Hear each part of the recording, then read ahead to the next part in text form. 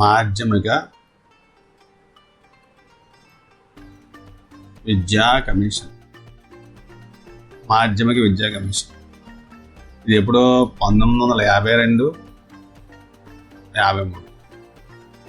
1952, 53. ఈ కమిషన్ మాధ్యమిక విద్యను పునర్వ్యవస్థీకరించడానికి, అభివృద్ధి చేయడానికి చేపట్టవలసిన చర్యలు సూచించడానికి ఈ కమిషను మాధ్యమిక విద్యను పునర్వ్యవస్థీకరించడానికి, మాధ్యమిక విద్యను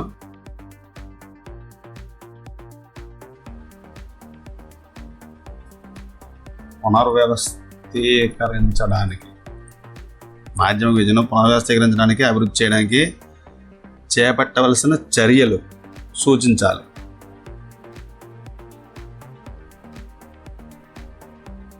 అభివృద్ధి చేయడానికి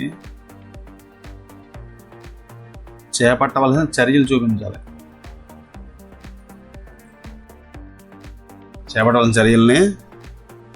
చేపట్టవలసిన చర్యలను సూచించాలి.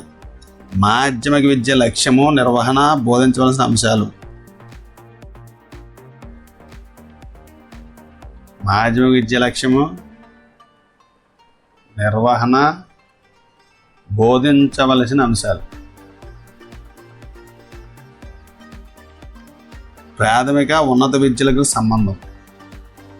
ప్రాథమిక ఉన్నత విద్యలకు గల సంబంధం.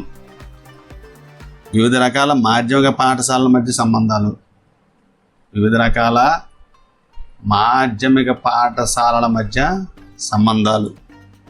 ఇతర అంశాలు, ఇతర సంబంధిత అంశాలు.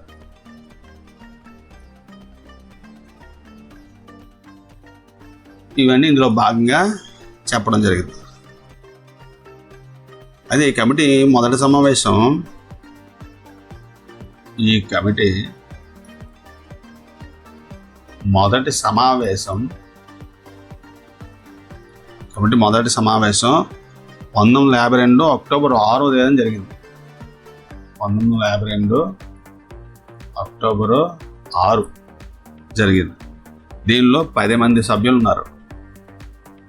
ఎంతమంది సభ్యులు ఉన్నారు? 10 మంది సభ్యులు ఉన్నారు. దీనికి అధ్యక్షులు అప్పటి మద్రాసు విశ్వవిద్యాలయ ఉపకులపతి అయిన శ్రీ లక్ష్మణ స్వామి మొదలయ్యారు. 10 మంది సభ్యులు ఉన్నారు. దీనికి అధ్యక్షుడు ఎవరు? మద్రాసు విశ్వవిద్యాలయ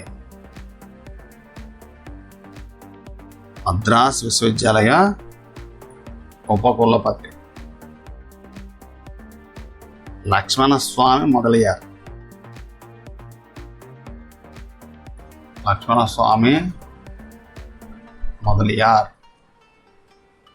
వీరు రాధాకృష్ణ కమిషన్లో కూడా సభ్యులుగా పనిచేశారు. ఒక ప్రశ్నాపత్రం తయారు చేసి అభిప్రాయాల కొరకు దేశవ్యాప్తంగా పంపించారు. వివిధ రాష్ట్రాలను సందర్శించి విద్యారంగం సంబంధించి ముఖ్య అధికారులను, ఉపాధ్యాయులను, విద్యావేత్తలను కలిసి వారి అభిప్రాయాలను సేకరించారు.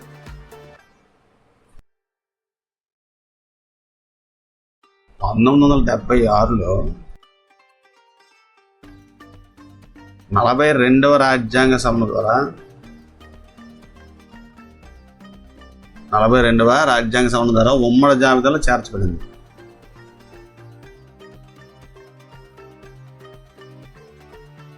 అప్పటికి విద్య రాష్ట్ర పరిధిలోనే ఉండేది.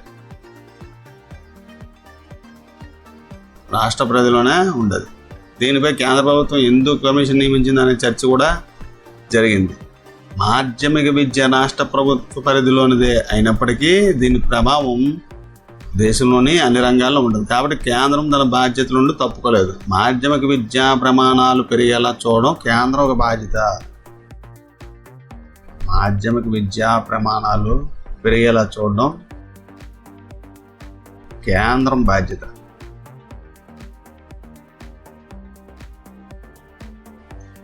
మాధ్యమిక విద్య ముఖ్య ఉద్దేశం దేశంలోని యువతను మంచి పౌరులుగా తీర్చిదిద్దడం.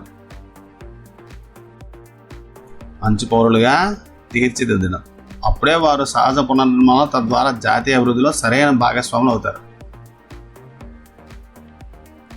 మాధ్యమిక విద్య తర్వాత కొందరు విద్యార్థులు అందుబాటులో ఉన్న వృత్తులలో ప్రవేశిస్తారు. అందుబాటులో ఉన్న వృత్తులలో ప్రవేశిస్తారు. వారు ఆ వృత్తిలో రాణించేలా చూడాలి. అలాగే మాధ్యమిక విద్యను అభ్యసించిన వారిలో కొందరు ఉన్నత విద్యను అభ్యసిస్తారు. ఉన్నత విద్యలో ప్రమాణాలు బాగుండాలంటే మాధ్యమిక విద్యలో ప్రమాణాలు బాగుండాలి. 14 సంవత్సరాల్లో పౌరులందరికీ నిర్బంధ ఉచిత విద్యను అందిస్తామని రాజ్యాంగం హామీ ఇచ్చింది. పౌరులకి అవసరమైన జ్ఞానం, నైపుణ్యాలు, వైఖరి అవసరం. ఇవి మంచి మాధ్యమిక విద్య ద్వారానే వస్తాయి. దీనికి పూర్వరంగం ఏంటంటే, బ్రిటిష్ వారు భారతదేశంలో తమ విద్యా విధానం ప్రవేశపెట్టినప్పటి నుండి ఈ ప్రస్తావన ఉంది. 1835 మెకాలే భారతదేశంలో ఆంగ్ల విద్యను ప్రవేశపెట్టాలని చెప్పాడు. అయితే 1853లో వుడ్స్ డిస్పాచ్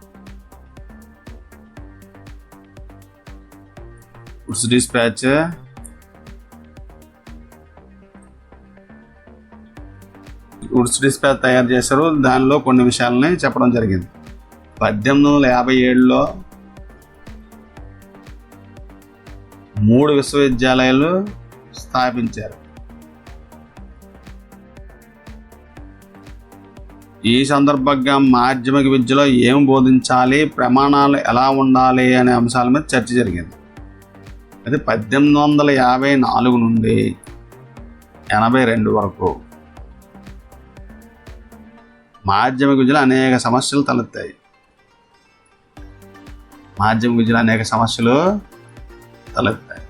అయితే బోధనా మాధ్యమంగా ఏముండేదంటే ఇంగ్లీష్ ఉండేది. బోధనా మాధ్యమంగా ఇంగ్లీష్ ఉండేది. ఉపాధ్యాయులకు శిక్షణ లేదు.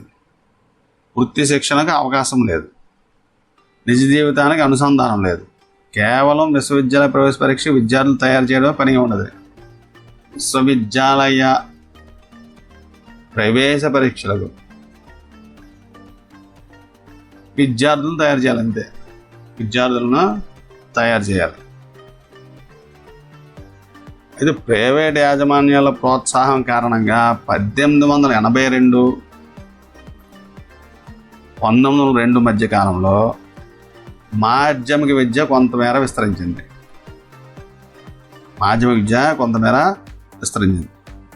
తర్వాత 1902లో విశ్వవిద్యాలయ కమిషన్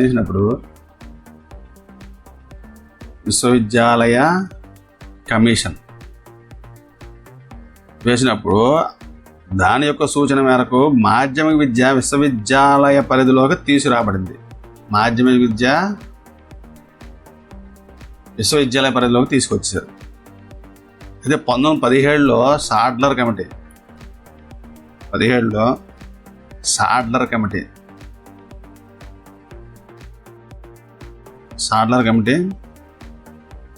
సూచన మేరకు దీనిని విశ్వవిద్యాలయ పరిధి నుండి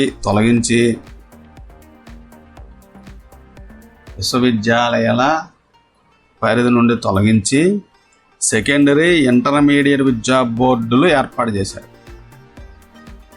సెకండరీ, ఇంటర్మీడియట్ విద్యా బోర్డులు ఏర్పాటు చేశారు. 1929లో హార్టా కమిటీ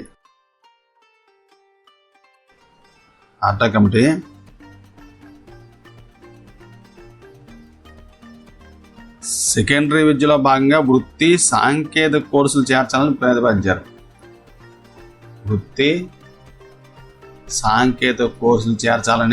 ప్రతిపాదించారు. అయితే 1934లో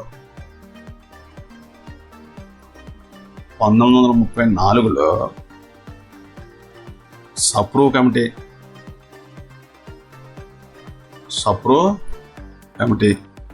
1936లో అబ్బాట్ వుడ్స్ నివేదిక 1936-37. 1944లో సార్జెంట్ కమిటీ సాంకేతిక కోర్సుల చేర్పును సమర్థించే. సాంకేతిక కోర్సుల చేర్పును సమర్థించే. ఏవి 14 సార్జెంట్ కమిటీ, 36 అబ్బాట్ వుడ్స్ నివేదిక, 34 సప్రూ కమిటీ ఇవి సమర్థించారు. అయితే ఈ కమిటీ ఏ సిఫార్సు చేసింది మనం చూడాలి ఒకసారి. ఈ కమిటీ ఏ సిఫార్సులు చేసింది? అయితే ఈ కమిటీ కొన్ని సిఫార్సులు చేసింది. మాధ్యమిక విద్యా కమిషన్ కొన్ని సిఫార్సులు చేసింది. అవేంటో ఒకసారి చూద్దాం. ప్రాథమిక విద్య తర్వాత 3 సంవత్సరాలు మధ్య పాఠశాల దశ. ప్రాథమిక విద్య తర్వాత 3 సంవత్సరాలు మధ్య పాఠశాల దశ.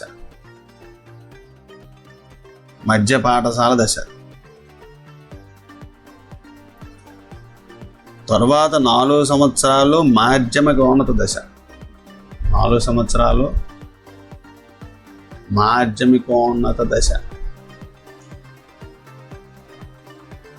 ఇక మీద ఇంటర్మీడియట్ ఉండదు.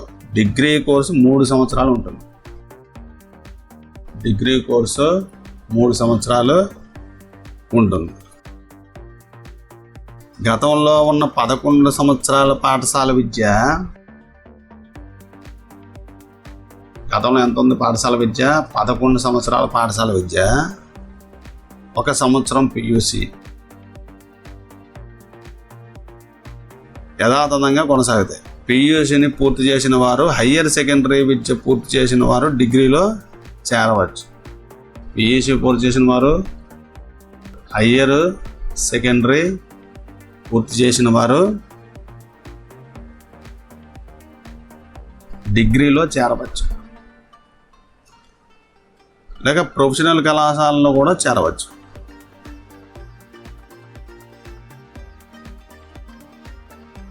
అయితే అవకాశం ఉన్న దగ్గర బహుళ ప్రయోజన పాఠశాలలు ప్రారంభించాలి.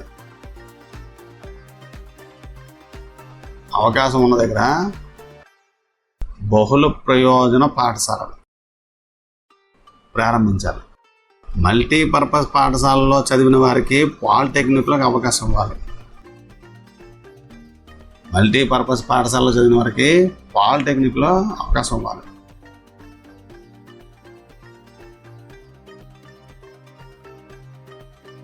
ఇందులో భాగంగా ఎక్కువగా సాంకేతిక పాఠశాలలు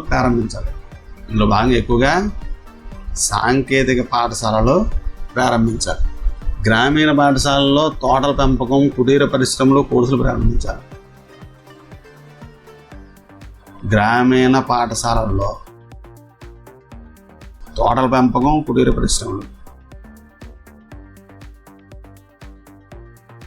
పరిశ్రమలు మొదలగు కోర్సులు ప్రారంభించాలి. మాధ్యమిక స్థాయిలో బోధనా భాషగా మాతృభాష ఉండాలి. బోధనా భాషగా మాతృభాష లేక ప్రాంతీయ భాష ఉండాలి. ప్రాథమికోన్నత దశలో ప్రతి విద్యార్థి కనీసం 2 భాషలు చదవాలి. ప్రాథమికోన్నత దశలో ప్రతి విద్యార్థి కనీసం 2 భాషలు చదవాలి.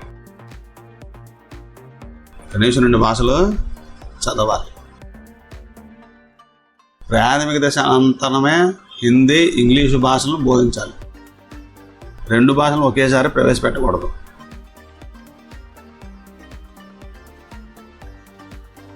ప్రాథమికోన్నత దశలో క్రింది సబ్జెక్టులు ఉండాలి. ఏంటంటే భాషలు,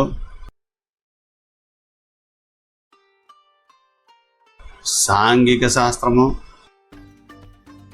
జనరల్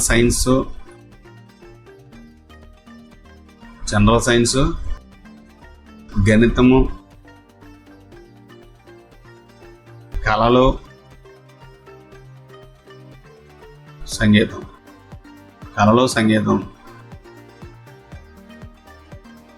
క్రాఫ్ట్, శారీరక విద్య. హై స్కూల్లో మాధ్యమికోన్నత వైవిధ్య కోర్సులు ఉండాలి. ఉన్నత పాఠశాల మాధ్యమికోన్నత దశలోని వైవిధ్య కోర్సులు చదివే వారు కూడా ఈ క్రింది సబ్జెక్టులు తప్పకుండా చదవాలి. భాషలో జనరల్ సైన్స్, సాంఘిక శాస్త్రం, క్రాఫ్ట్. భాషలో జనరల్ సైన్స్, సాంఘిక శాస్త్రం, క్రాఫ్ట్ ఇవైతే కంపల్సరీగా చదవాలి. వైవిధ్యభరితమైన కోర్సుల్లో 7 గ్రూపులు ఉంటాయి. వైవిధ్యభరితమైన కోర్సుల్లో 7 గ్రూపులు ఉంటాయి. వైవిధ్యభరితమైన కోర్సుల్లో 7 గ్రూపులు ఉంటాయి.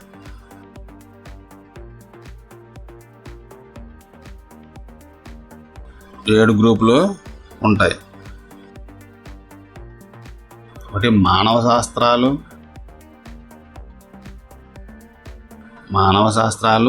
సైన్సెస్,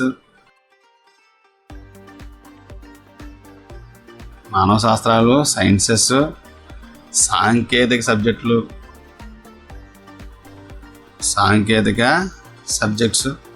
వ్యాపార సబ్జెక్ట్స్, తర్వాత వ్యవసాయ సబ్జెక్ట్స్, తర్వాత లలిత కళలు, హోమ్ సైన్స్.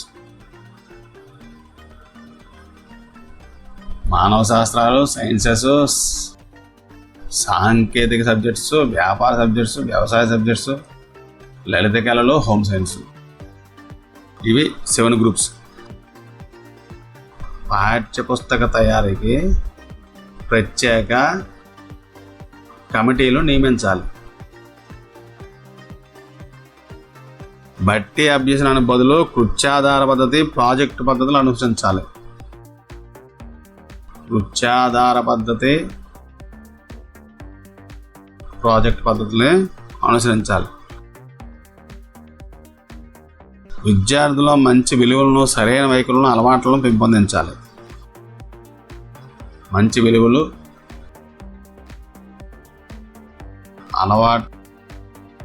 వైఖరులు పెంపొందించాలి. విద్యార్థులకు విషయాన్ని మెదడులోకి ఎక్కడం కాకుండా వారే విషయాన్ని నేర్చుకోగలిగే పద్ధతులను కనిపెట్టాలి. వారే నేర్చుకోగలిగేలా పద్ధతులను, మెలకువలను నేర్పాలి. ప్రతి పాఠశాలలో మంచి గ్రంథాలయాలు ఉండాలి. ఉపాధ్యాయులు విద్యార్థుల మధ్య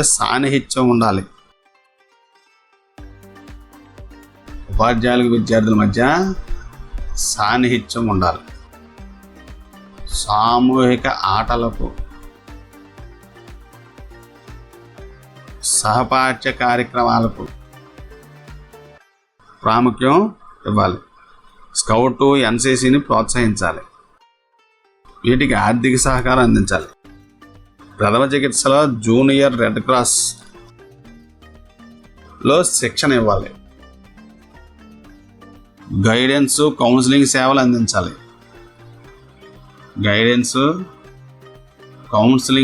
అందించాలి. శారీరక విద్య, ఆరోగ్య విద్యను అందజేయాలి. 40 సంవత్సరాల్లో ఉపాధ్యాయులు విద్యార్థులు కలిసి శారీరక కార్యక్రమంలో పాల్గొనాలి. 40 సంవత్సరాల్లో ఉపాధ్యాయులు విద్యార్థులతో కలిసి శారీరక కార్యక్రమంలో పాల్గొనాలి. వ్యాసరూప ప్రశ్నల ప్రాముఖ్యం తగ్గిస్తూ ఆబ్జెక్టివ్ పరీక్షలు పెట్టాలి.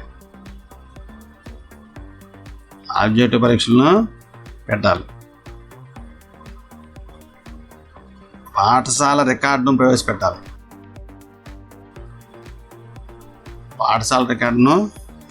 ఉపాధ్యాయులు నీ వికాసానికి ఒక స్పష్టమైన విధానాన్ని అనుసరించాలి. ఉన్నత పాఠశాలలో బోధించే ఉపాధ్యాయులను సంబంధిత సబ్జెక్టులో డిగ్రీతో పాటు బోధనా డిగ్రీ కూడా ఉండాలి. ఉపాధ్యాయుల నియామకానికి సంబంధించి ఒక స్పష్టమైన విధానం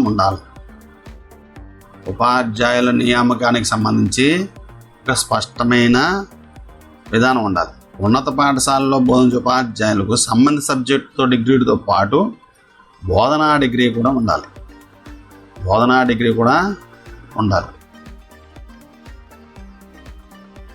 ఉపాధ్యాయులు సొంతంగా ట్యూషన్ చెప్పడాన్ని నిషేధించాలి.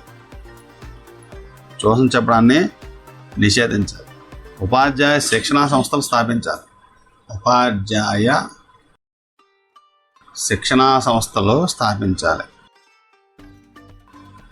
ఇది 2 స్థాయిల్లో ఉండాలి.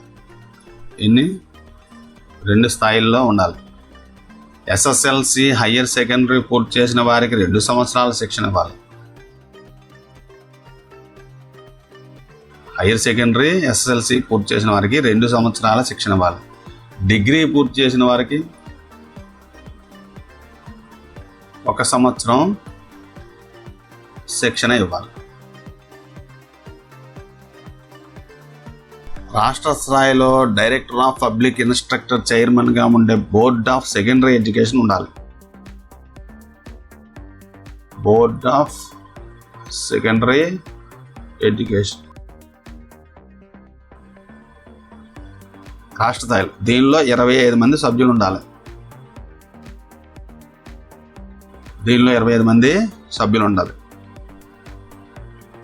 తర్వాత ఉపాధ్యాయ శిక్షణా బోర్డు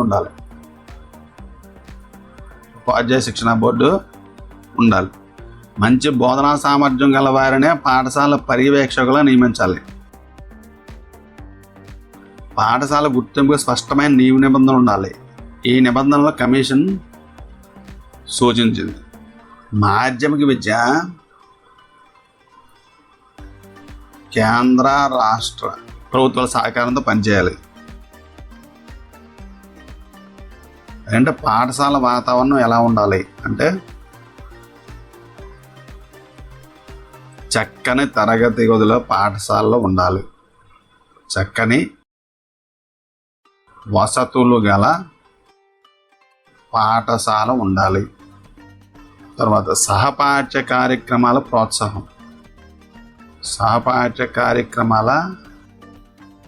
ప్రోత్సాహం. విద్యార్థుల్లో అనేక రకాల సామర్థ్యాలు ఉంటాయి.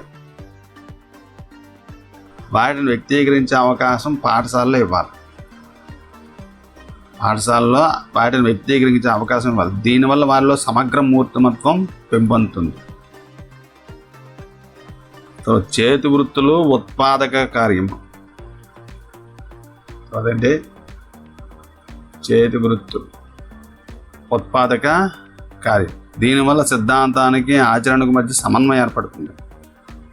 ఇలాంటి వృత్తి గదులు కార్యశాలలు వారిలో ఆచరణాత్మక సామర్థ్యాలకు సృజనాత్మకతను పెంచుతాయి. ఏ వృత్తి చేపట్టినా అవి వారికి ఉపకరిస్తాయి. తర్వాత పాఠశాల గ్రంథాలయ సేవ. పాఠశాల గ్రంథాలయ నిర్వహణ చాలా ముఖ్యం. ప్రతి పాఠశాలకు మంచి గ్రంథాలయం ఉండాలి. సమాజ కేంద్రంగా పాఠశాల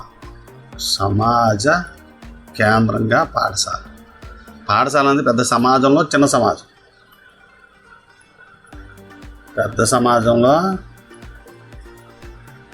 సమాజం. విద్యార్థులు, ఉపాధ్యాయులు పాఠశాల వార్షికోత్సవం, పేరెంట్స్ డే మొదలైన ఎన్నో కార్యక్రమాలు నిర్వహించుకోవచ్చు. తర్వాత వృత్తికి పునరంకితం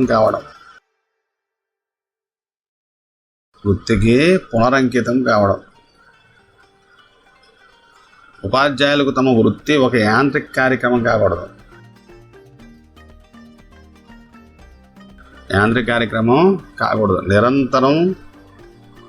నిరంతరం నూతన స్ఫూర్తితో పనిచేయాలి. కొత్త ఆలోచనలు చేయాలి. పరీక్షల నిర్వహణలో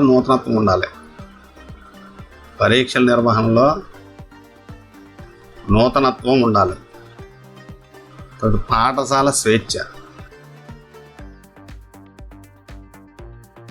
చాలామంది ప్రధానోపాధ్యాయులు తాము నిబంధనల చట్టంలో బంధింపబడ్డామని భావిస్తారు.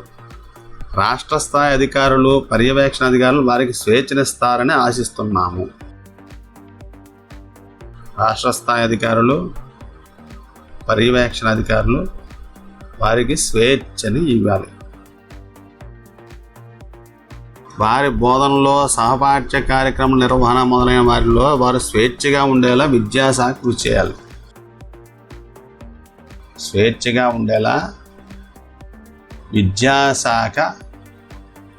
కృషి చేయాలి.